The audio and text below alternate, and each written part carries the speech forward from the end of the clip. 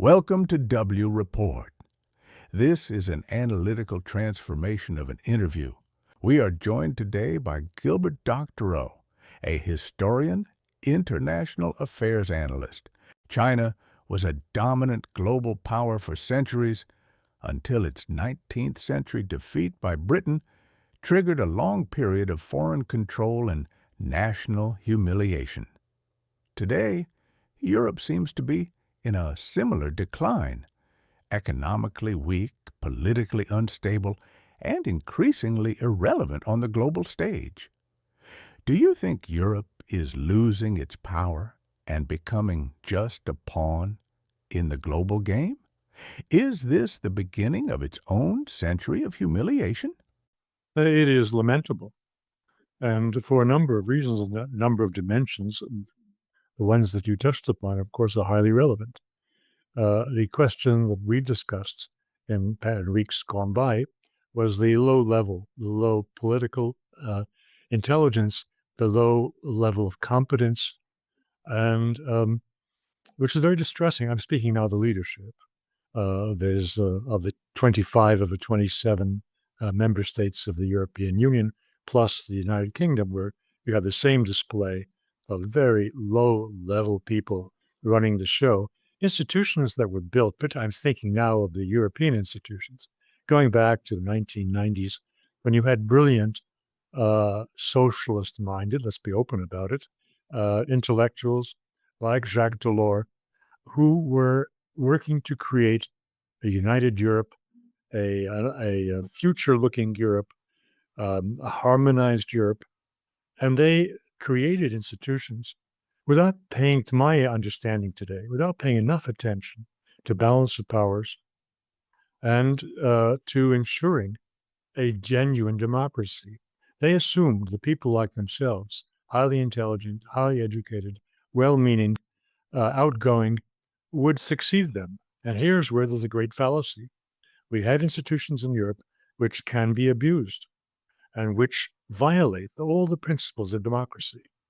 And that's what we have today when someone like von der Leyen has grabbed all the power, and around her, there is silence. And there's reason for the silence.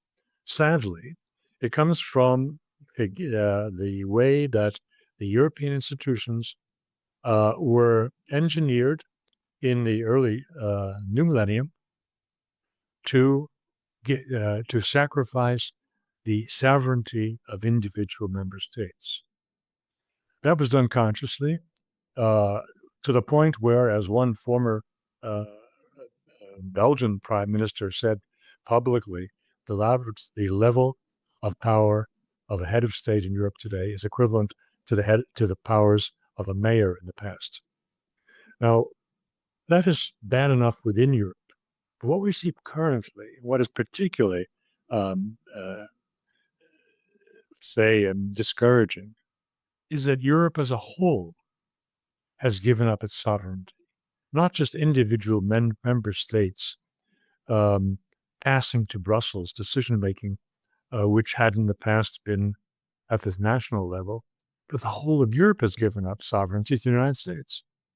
What in the hope of buying off Trump and ensuring the military defense backing of the United States for Europe against Russia, since all of these gentlemen and ladies were scared out of their boots at the start of the special military operation, when they realized very correctly that they had no armies, that they had no air defense, that they were totally at the mercy of Russia if the United States did not step in and provide all of the equipment that Europe doesn't have to protect Europe.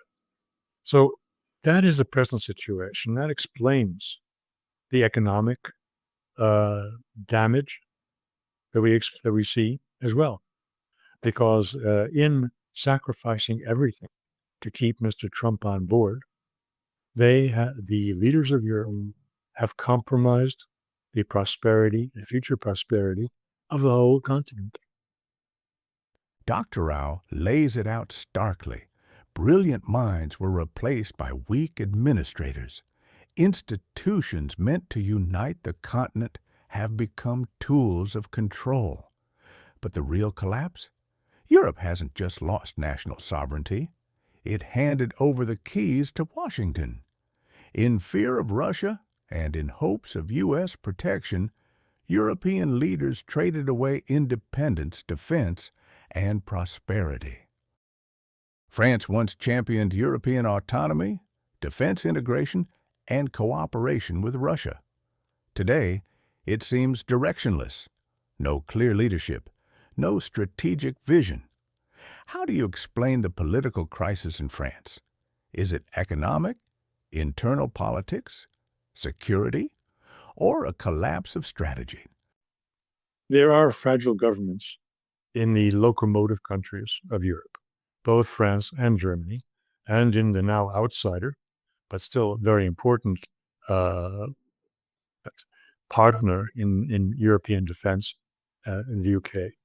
All three countries have fragile situations, but they are fragile largely for domestic reasons, domestic fight for power, for bad policies that are unpopular and have brought down, in the case of France, brought down several governments and probably will soon bring about the newest government that Macron installed his defense minister to replace Bayrou after that prime minister faced and lost the vote of no confidence. Uh, what is the volatility in France is largely on domestic issues. And the same can be said in Germany. The only area where geopolitics and what interests you and me and most of the viewers of this program, the only weak spot, but a very important weak spot in Europe right now is the European institutions, and particularly the European Commission. There is now pending, I believe it's a few weeks from now, a one or possibly two different votes of confidence against Ursula von der Leyen. And the most important one is was introduced by Viktor Orban, by his group called the Patriots for Europe, which I think has about a quarter of the members of the European Parliament are announced themselves as members of this bloc. And it comes from his confidence in making this a direct attack on von der Leyen, comes from a victory he was given by the European Court of Justice over the punishments, withholding of funds, the kind of blackmail that von der Leyen has used against Hungary to punish them for violating the Brussels-made rules on immigration, which are very lax and which Hungary, Orban government disagrees with, and has established in Hungary much harsher rules for admitting immigrants or refugees or whatever you want to call them. He won that. And this was quite dramatic. And since this is not the first time I mentioned this, nor is it the first time I'm mentioning on air the pending votes of confidence, I want to explain, since people have asked, Mr. Doctor, where's your source, the Financial Times? So I'm not relying on alternative media for these basic facts. That he won a victory, Orban, and that he's pursuing her. It's not the only case. But having spoken about 10 days ago with a very well-informed and non-aligned, that limits the possible people I'm talking about to 30 in the European Parliament. But one of them spoke with me and said that he believes that Ursula will be thrown out of office within 6 months. It could be she'll be thrown out of office within 2 weeks or 3 weeks. What that means is the whole commission will go.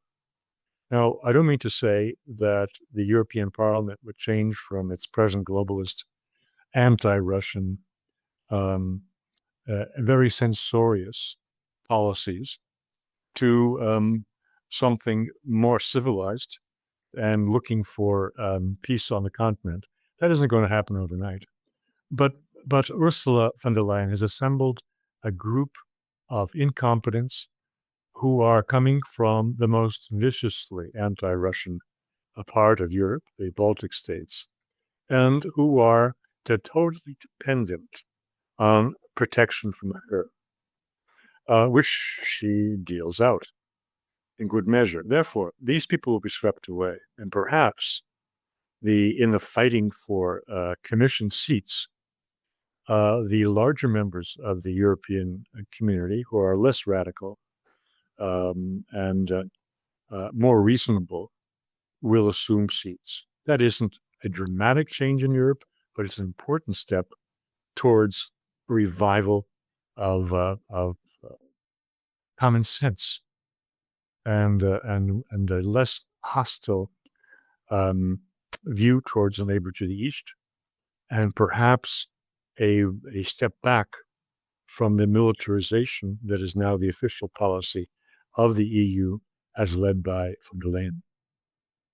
When the EU's top diplomat denies Russia's and China's role in defeating fascism, it's alarming.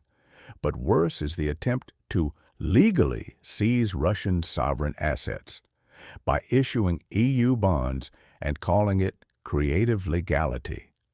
Is this von der Leyen's personal crusade, or are member states behind it? And can this still be called international law? Well, some member states indeed have been behind this, but I would look at von der Leyen. She is a law unto herself.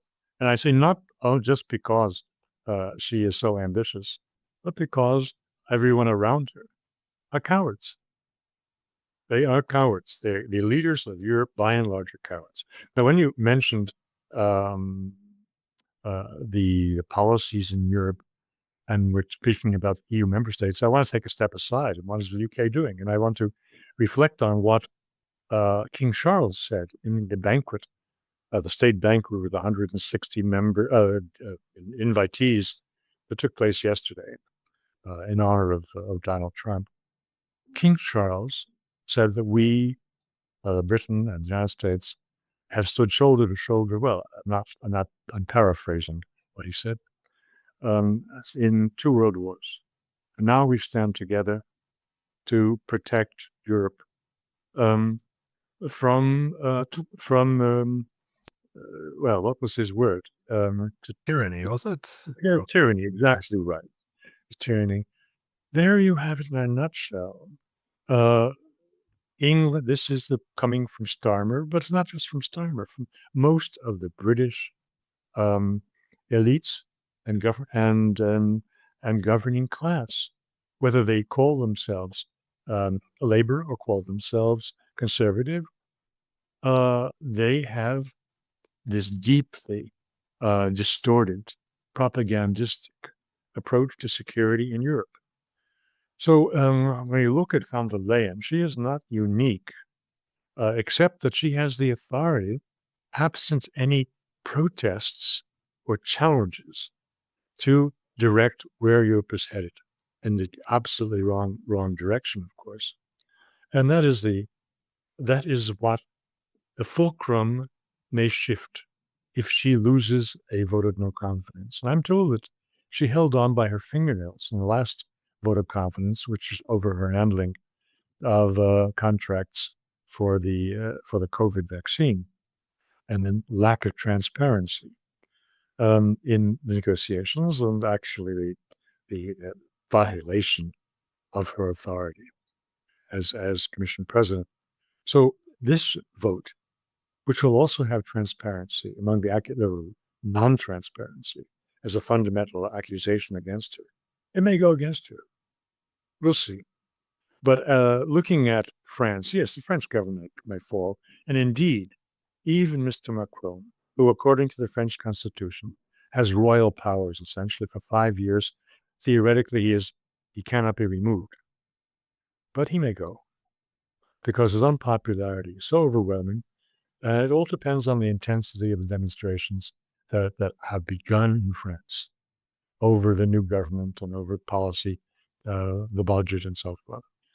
They will not name militarism and his budgetary plans to increase spending on arms and on Ukraine, while everything else in the budget is slashed.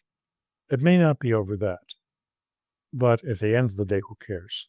If he falls, he will not be replaced by anyone who is so pig-headed and unrealistic as he is.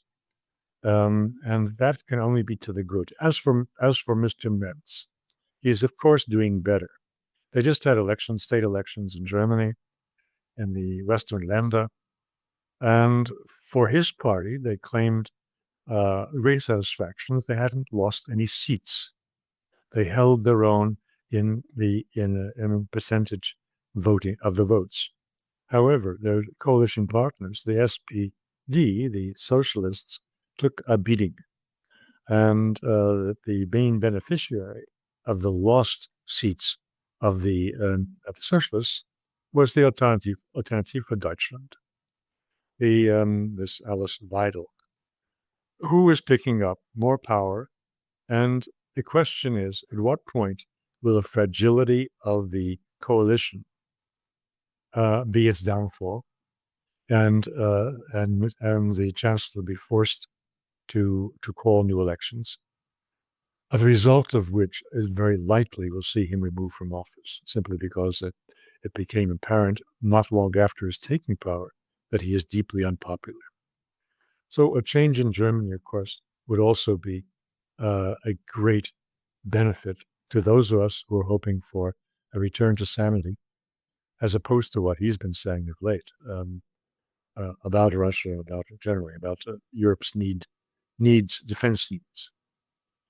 Indeed, Europe needs defense needs. And going back to your remarks, the question of a European army, indeed, that goes back decades.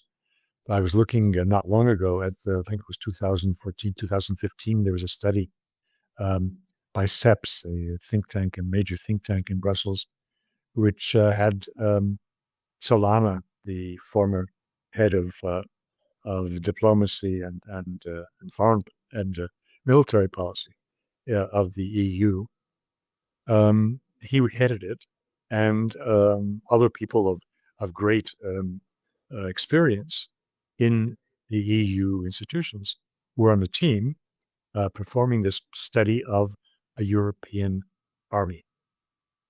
The result of which was the conclusion that yes, we can try to proceed with this, but we don't have the money. That sounds very familiar, judging from 2025. They don't have the money, and they also didn't have a consensus of what they need, because going back several decades, the issues in Europe over a united army were, who's the enemy? Where are the threats coming from? Spain and France looked south traditionally. Germany looked east traditionally. And the military needs for these different threats is entirely different. That was a major impediment back then to creating a European-wide army. And I don't know that has been resolved or can be resolved. Europe's unity once relied on U.S. leadership and fear of the Soviet Union. In today's multipolar world, that structure is fading. Without a common enemy, can Europe remain politically or economically coherent? Or will the end of the war mean the end of European unity? No, I think Europe can survive very well without the Russian bogeyman. It has to take a step back. The idea of Europe playing a geopolitical role is new. The European uniting forces were economic. Now, if that sounds weak, let's remember that until the United States started poking the Chinese in the eye, China was very happy to be an economic force and not a military force. Now, same thing with Europe. There is nothing to be embarrassed about by not looking to be a self-standing worldwide policeman, and to be one of the world's largest economies. and most attractive and vital economies. Not to mention the cultural factor.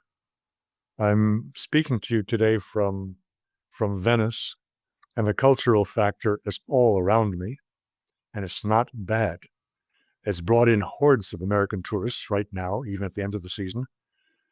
That's what Europe was until they got it into their heads, and this is partly the achievement of Ursula von der Leyen, that Europe has to be a geopolitical force. Wrong. They don't need a bogeyman in Russia.